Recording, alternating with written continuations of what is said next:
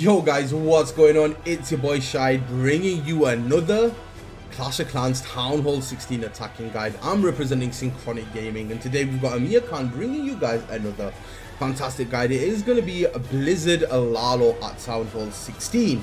So anyways, if you guys have been enjoying our guides, drop a like, comment, subscribe. It really does help the channel grow. But anyways, let's get done with the talking. Let's jump right in to this attacking guide. Okay guys, this is the first base that he is going to be using as kind of a template in showing you guys how to do Blizz Lalo. Now, this is a base that is more of like a box, a very annoying base that you do see in the current metas quite a lot. This was one of the bases that was used in the world warm-ups by Synchronic, so we're going to show you guys essentially how to be taking down this base with Blizz Lalo as well. So with Blizz Lalo, you want to look for how much damage you can get off the base with your Blizz, essentially. As well, you want to look at pathing also. Now, early on, you did see Amir Khan drop a couple of balloons, some to take down defenses, and then some to kind of go into the trajectory of where the blimp is going to be. Essentially, this will stop any seeking air mines from hitting the blimp, so that it can get to where you want it to be. Now, we freeze the sweeper nice and early. Reason being, we don't want the sweeper to push back our blimp before it can get to where we want it to go. So a nice little freeze on that sweeper. Remember, always freeze that sweeper if you think it's going to push back on your blimp. Now, straight away, we drop that invisibility when the blimp pops. We need to be very, very fast with when we drop our invisibility, because we did see one giant bomb go off, which isn't enough to kill the super wizards. But as well, in this whole compartment, you're going to see we can get down the wizard tower, we can pick off this multi-arch tower, we can pick off the scatter, potentially get this queen, ricochet cannon, export, and this sweeper, which really sets up a ton of pathing for the remainder sui value of the heroes. There goes that raid spell. Another invisibility spell is down as well. We won't be able to get that ricochet and unfortunately that expo, but that's because it is super wizards. But look, it clears the whole compartment, it gets down the queen, it gets down that whole entire compartment, which now is going to allow for perfect pathing for our heroes to push into where they need to. Nice and early, gets that poison spell down, lures the CC over with an archer nice and early, so we can get rid of the CC away from any additional damage from any other buildings. Now here comes that first ice golem tanking for the king. Now remember guys, it's not a max ice golem, so we are using stuff that isn't maxed as well as stuff that is a little bit maxed as well, just to make this guide a little bit more realistic. We pop that king ability. Look how he clears out that compartment so quickly. It's absolutely fantastic to see. Now the king is going to rejoin the queen. In the meantime, we're going to send another ice golem, try to tank just a little bit. Unfortunately, the export does lock onto the queen, but it's not going to be too much of a big deal. So with this king now, we want to get down this town hall. Essentially, we want to pick off the single target inferno, because we have also dealt with the CC, so we want to realistically clear all of this compartment where the town hall is located, which then doesn't realistically leave too much of the base. Freezing that invisibility tower right there is going to be huge, because the invis tower is not going to pop until after the town hall goes down, with the invis obviously freezing, with the freeze obviously freezing the invisibility tower. So that's going to be absolutely huge. Now in the meantime, we have the RC running in from 1 o'clock to jump in to pick off this battle builder, these exports, as well as trying to take down these single target infernos. Now here's something fantastic you're going to see. We drop a skelly spell to tank the single target inferno, so our heroes can manage to pick them off. The single still locks onto that fox, but it doesn't have enough time to charge up enough to take it down, which is fantastic. A beautiful warden ability. We also catch the headhunters inside of that warden ability, which is going to essentially hopefully pick off the royal champion, which is going to allow the loons again to push through this base a little bit nicer and a little bit better. We still have that one freeze, a one invis still remaining. Freeze value was on point, freezing that multi-target inferno as well as that monolith, which just allows everything to keep on pushing through the base. A couple more balloons on the back end. Now this is going to help with Lalo pathing again. As I've mentioned in previous videos, you want to keep your loons pathing in a certain way. And again, look at how many balloons he's got left. You can still swagger invisibility, and that's going to be a 3-star from Amir Khan. So if you incorporate a little bit of the tips that I gave you inside of this first attack, you can definitely improve your own attacks. So here we go, guys. The second base that we are going to be showcasing for you guys is this very toxic ring base, which you will see a lot in Legends. You'll most likely see a lot of bases this style in Worlds as well, with that centralized town hall. So it's very, very hard to get into, and there's a lot of DPS inside the core of the base. But we're going to show you how to take it down with Blizz Lalo. So in this occasion, we use a lava hound instead of a couple of balloons, because we know there's a ton more DPS, and as well, this lava hound's going to tank for that blimp just a little bit more, which will allow it to get a little bit further into the base, which is exactly what we need. Now, this is something you need to remember. We just saw 2 Seeking Air Mines take out that blimp. So reaction speed's a little bit of a must right here. We invis and then we rage instantly.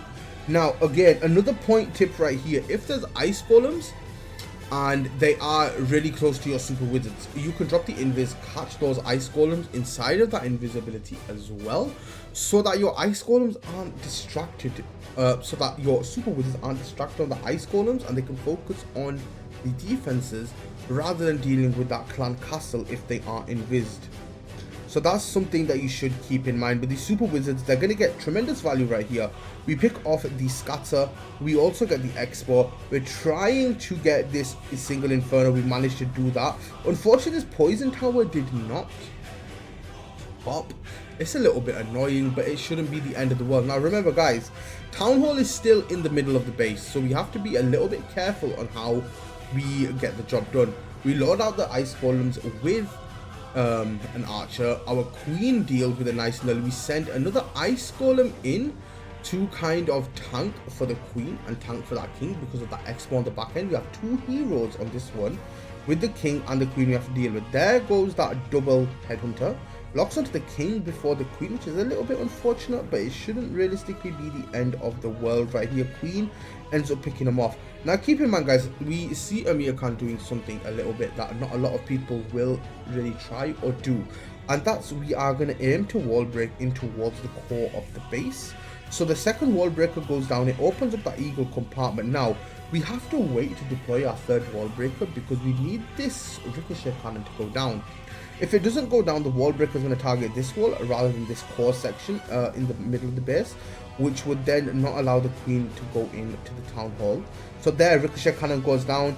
In comes that wall breaker, royal champion, to try and take down these defenses, to kind of push the queen a little bit further into the base, trying to have her go in and maybe pick off the town hall. If it doesn't work out too well, it's not the end of the world. Lalo now coming on in from the 3 o'clock side. We went very heavy because we know that this queen at this point isn't going to be able to pick off this town hall. So what we're going to aim to do is go a little bit heavy at 3 o'clock, which will then essentially force some of the balloons to push in towards the town hall. We have 8 balloons still remaining. We get that early warden eternal torm. Now this is actually very, very pivotal. With the RC pop right there, we see that the RC locks onto the town hall. A couple of balloons do go over to it. RC picks off that town hall. Beautifully done right here. We have 1 more free spell remaining. We pick off that multi. Nicely done. And with cleanup, you want to make sure that you're getting your cleanup all around the base so you don't end up time failing, which is something that a lot of people do with Blizz Lalo. Like, you end up watching your attack a little bit, so ensure to get that cleanup down nice and quickly. But with that royal champion picking off that town hall with the free spells that were utilized on the actual town hall and the other buildings around it, allow the royal champion to pick it off. And this is really nice because now the balloons, they didn't have to deal with that town hall poison, which kept them away from all of that DPS. And we're going to clear up this base. We're going to be able to swag a free spell again, and you know, we're going to be able to keep it moving. We've got 1 more attack replay to show you guys. We're going to break it down, and then hopefully you guys have a little bit of a better understanding of Blizz Lalo. Okay guys, this is the 3rd base. Now, we have seen this base a little bit. It is quite annoying. It's very compartmentalized. So there's 4 compartments, 4 big compartments, town hall, the eagle mono. Then you got the double invisibility towers on each end. So you got this invis right here, and then this invis right here, and it freezes, it invises everything. So I'm going to show you guys a little bit of a trick on how to deal with these kind of bases in Clan War League and stuff like that. So a rocket loon and 2 balloons come on in early from the top side. We have got a sweeper. We're going to freeze it again. So remember, don't be afraid to freeze those sweepers. We popped that blimp beautifully right there. We're going to use these invisibilities. We're going to pick off that single target. Ooh, we do get the single target inferno. Nice. So we picked off that whole compartment essentially, which is now going to give us perfect pathing for our sweep. Did you see that, guys? Look, giant arrow. It goes through all of these buildings. It goes through all of these buildings. Look what's going to happen. Invisibility towers, both of them simultaneously pop. Nice and early. So we had the healer puppet and the frozen arrow on that one right there as well. We invis these 2 collectors.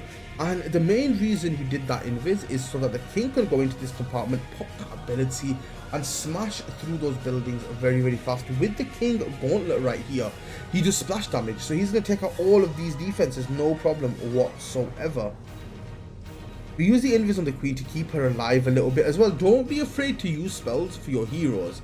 It's not the end of the world, and it can still be done, like to keep them alive, because they are very beneficial, but sometimes it's better to let them die. But on this occasion, it's ideal to allow the heroes to stay alive. Now, we're going to wall break our queen out of this compartment. We dropped our RC at 12 o'clock to pick off these defenses at the top side, as well as a headhunter for that king. We're not really too bothered about that king whatsoever, to be honest. He's already pretty low on HP, so he'll go down relatively easily. Now, in the meantime, we see this invisibility tower coming up. Instantly, we get that freeze on it. We aggressively rage the loons over at the 3 o'clock side, pushing them through. We have got that warded eternal tome right here as well. But in the meantime, you see our queen is still working her way through that monolith. The invis tower does pop off again, but it's not going to be enough because of the amount of damage that the heroes and the Lalo have already done. Eagle and Mono up till last, but because of that giant arrow triggering those invisibility towers, we kind of took away a lot of the quirks from this base that would essentially allow it to fail. So using that invisibility tower against the base design, using the invis to kind of assist with our attacking a little bit more. So we're using the base itself to allow us to 3-star a little bit quicker. So that's another tip you can use when using Blizz Lalo to get 3 stars in bases like this. But anyways, guys, if you enjoyed the video, drop a like, comment, subscribe, all of that good stuff. We're going to be posting daily content. You're going to want to be around that for sure. But it's been a pleasure. It's been your boy. Thank you so much for watching, and peace.